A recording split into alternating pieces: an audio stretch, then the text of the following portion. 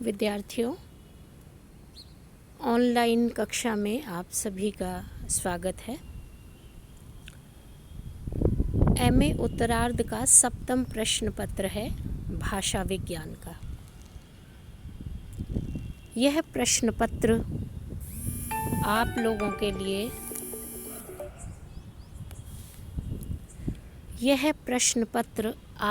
के लिए थोड़ा सा नया और अलग है।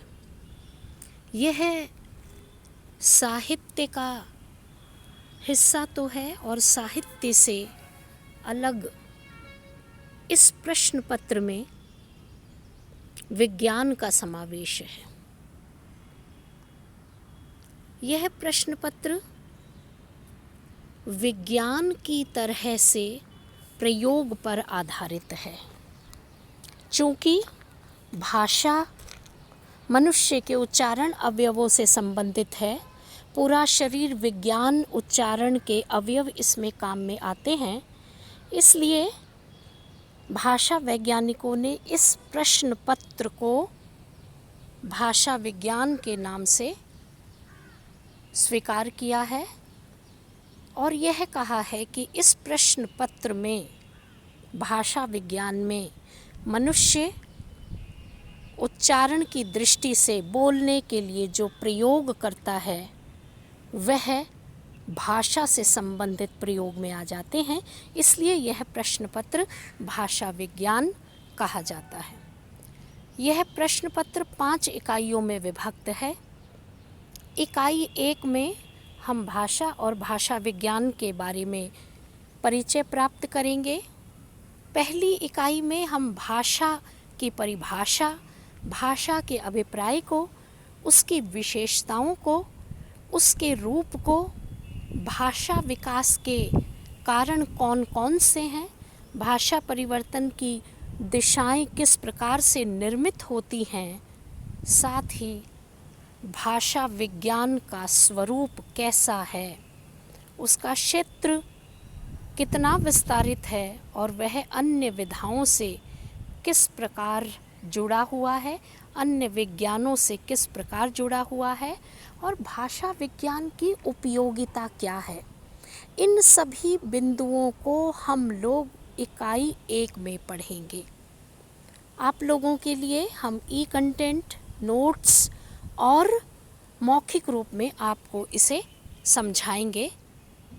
इकाई 2 ध्वनि विज्ञान और रूप विज्ञान की है। इकाई 2 में हम सबसे पहले ध्वनि विज्ञान की परिभाषा को पढ़ेंगे। ध्वनि विज्ञान किस तरह से ध्वनि का अपना विज्ञान निर्मित हुआ है। भाषा वैज्ञानिकों ने ध्वनि विज्ञान के वैज्ञानिक आधार कौन कौन से बनाए हैं, ध्वनियों का वर्गीकरण किस प्रकार से किया जाता है, ध्वनि नियम कौन कौन से प्रचलित हैं, ध्वनि परिवर्तन के कारण एवं दिशाएं किस प्रकार की हैं, इन सभी को ध्वनि विज्ञान में स्पष्ट किया गया है, उनका अध्ययन किया गया है। इसी इकाई के अंतर्गत रूप विज्ञान का स्वरूप क्या है, शब्द और उसके भेद कौन से हैं, पद निर्माण के उपकरण कौन से हैं, संबंध तत्व के भेद क्या हैं, संबंध और अर्थ तत्व का संबंध क्या है, रूप परिवर्तन के कारण एवं दिशाएं कौन सी है, यह भी इकाई 2 में पढ़ाई जाएंगी। इकाई 3 अर्थ विज्ञान की है।